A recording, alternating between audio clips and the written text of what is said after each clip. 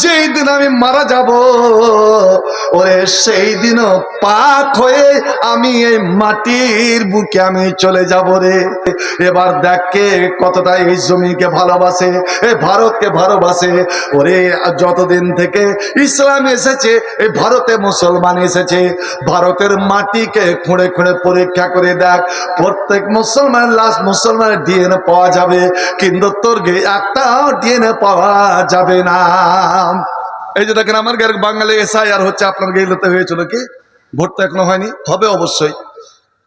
SIR এখন আপনার নথি ওটা কবুল হবে না, আপনার বাপ মার নথিপত্র ওটাও হবে না।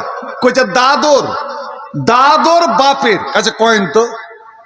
আমি নিজে বলছি আমার দাদুকে আমার বাপ দেখে দিতে, আমি কি করে দাদুকে দেবো? বাপ জন্মেছিল শুনেছি, তখনই দাদু মারা গেছে। আমার দাদু ওটা আমার বাবার বাবা। এবার ওর নথিপত্র চাইছে, করেছে কি কবরের মাটি, দাদর কবরের মাটি, দাদির কবরের মাটি নিয়ে চলে গেছে বস্তাতে করে। লে তোরাই মাটি পরীক্ষা করে দেখ। আর আমার দাদুর হাড়ও নিয়ে এসছি, হাড় পরীক্ষা করে দেখ যে ডিএনএ মিলছে কি মিলছে না। আমরা 80 বার এই মাটিতে মাথা লুটাই, আমরা এই মাটিতে যে বসবাস করি না পাক হয়ে নয়, না পাক হয়ে নয়।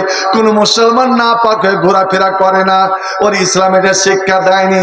আমি যেদিন জন্মেছিলাম সেদিনও আমার মা খালা ফুপু দাদি নানিরা আমাকে খলবল করে ধুয়ে তারপরে আমার মার ছাতে পান করিয়েছিল, আমাকে পাক করে নিয়েছিল। আর আমি যখনই না পাক হয়েছিলাম, স্বামী স্ত্রীর মিলনে যখন নাপাক হয়েছিলাম, আমি নাপাক হয়ে ঘোরাফেরা করিনি ওরে, কারণ সে বাড়িতে আল্লাহর লানত হয়। আমি সঙ্গে সঙ্গে গোসল উজু গোসল করে নিয়েছিলাম, আমি পাক হয়ে ঘোরাফেরা করেছি। আল্লাহু আকবার। শুধুই তাই নয়, এ ভারতের সরকার যেই দিন আমি মারা যাব ওরে সেই দিনও পাক হয়ে আমি এই মাটির বুকে আমি চলে যাব রে।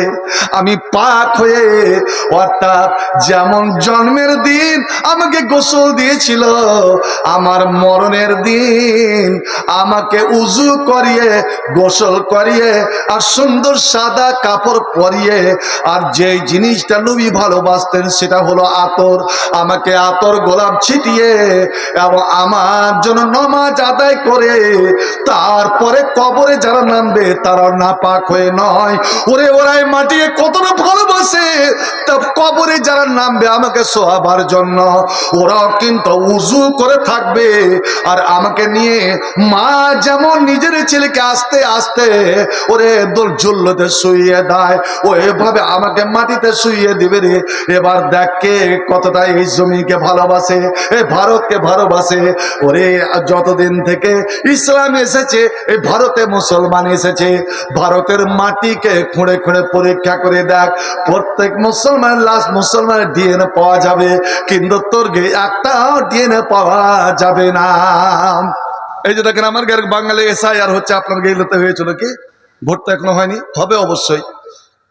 এসআইআর এখন আপনার নথি ওটা কবুল হবে না, আপনার বাপ মার নথিপত্র ওটাও হবে না। কইছে দাদর দাদর বাপের কাছে কয়েন তো। আমি নিজে বলছি আমার দাদুকে আমার বাপ দেখে দিতে, আমি কি করে দাদুকে দেবো? বাপ জন্মেছিল শুনেছি, তখনই দাদু মারা গেছে। আমার দাদু ওটা আমার বাবার বাবা। এবার ওর নথিপত্র চাইছে, করেছে কি কবরের মাটি, দাদর কবরের মাটি, দাদির কবরের মাটি নিয়ে চলে গেছে বস্তাতে করে। লে তোরাই মাটি পরীক্ষা করে দেখ। আর আমার দাদুর হাড়ও নিয়ে এসছি, হাড় পরীক্ষা করে দেখ যে ডিএনএ মিলছে কি মিলছে না। ভাই আমার, ওরা প্রমাণ দিতে পারবে? ইন্দিরা গান্ধী এত বড় দেশের প্রধানমন্ত্রী যখন মারা গেলেন, ওকে চন্দন কাঠে পুড়িয়ে ওর ছাইগুলোকে দুভাগ করে এক ভাগ নিয়ে চলে গেল কৈলাস পর্বতে, হিমালয়ে, যেখানে গঙ্গা যমুনা বইছে, ওখানে ছেড়ে দেওয়া হলো, বহে চলে গেল সাত সমুদ্রে, কোথায় খুঁজে পাবেন? আর এক ভাগকে নিয়ে গিয়ে বিমান জাহাজে, উড়া জাহাজে নিয়ে গিয়ে যেখানে প্রবল ঝড় ছেড়ে দিল, বাতাসে উড়িয়ে চলে গেল। সবারই এটাই ব্যাপার। ওরকে যত বড় বড় নেতা আর এমনি সাধারণ লোককেও তো পুড়িয়ে ছাইগুলোকে পিটে পিটে গঙ্গাতে ভাসিয়ে দিচ্ছে। একটা যদি থাকছে তো ওটা গঙ্গাতে ভাসিয়ে দিচ্ছে। তোদের একটা লাশ পাওয়া যাবে না। খ্রিস্টান হইলে কফিনে, মুসলিম হইলে কাফনে, হিন্দু হলে চিতায় পুড়ি ছাই, গৌরব করার নাহি রে কিছু নাই। ও মুমিন, দুই দিনেরই দুনিয়াতে গৌরব করার নাহি রে কিছু নাই। যত সাজাও বাড়ি গাড়ি, ইয়ার কন্ডিশন, 3.5 হাত মাটির বিছনা হইবে রে আসন, ও তোর হইবে রে আসন। সকাল যদি হইতে পারে, সকাল যদি হইতে পারে, সন্ধ্যা আসবে ভাই, গৌরব করার নাহি রে কিছু নাই। ও মুমিন, দুই দিনেরই দুনিয়াতে গৌরব করার নাহি রে কিছু নাই। আচ্ছা বলেন তো ভাই, আমরা নাপাক হয়ে কোন সময় ঘোরাফেরা করি কি?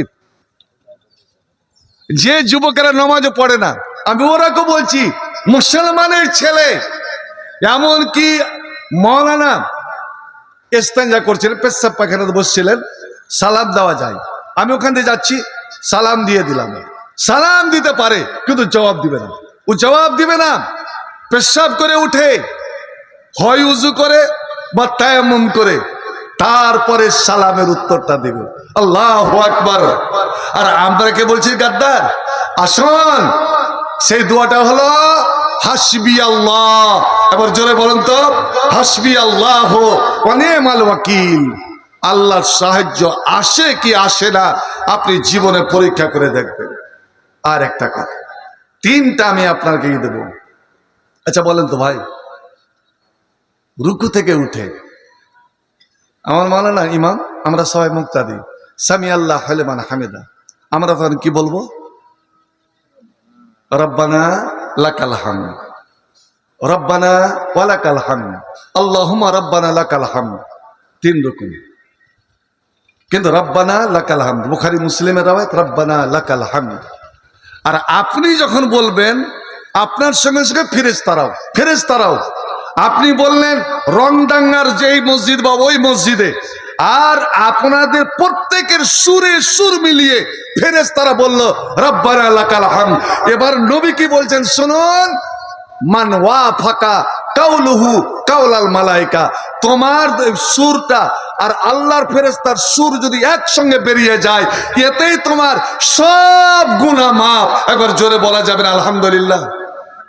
আজ দান অনেক করলেন, দোয়া করে গেল কামরুল, দোয়া করলো ওই কাবিনা আকবর, কি বল, অনেক করলো, এরকে দোয়া সবারই কবুল হবে তো?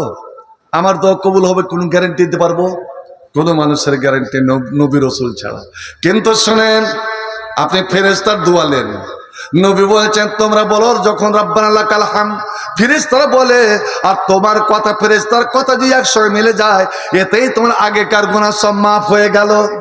ইমাম যখন বলো ওয়ালা দাল্লিন, তোমরা জোরে বলো আমিন। তুমি যখন আমিন বলো, আল্লাহ কবুল করো, কবুল করো। ফেরেশতারা বলে দিয়েছে আমিন, আল্লাহ তুমি বান্দাদের এই নামাজকে কবুল করো। আল্লাহ তখন বলে, ওরে আমার ফেরেশতারা, ওদের সুরে সুর মিলিয়া তোরা বললি আমিন, আমার বান্দারা বলেছে আমিন, তোরা বললি আমিন।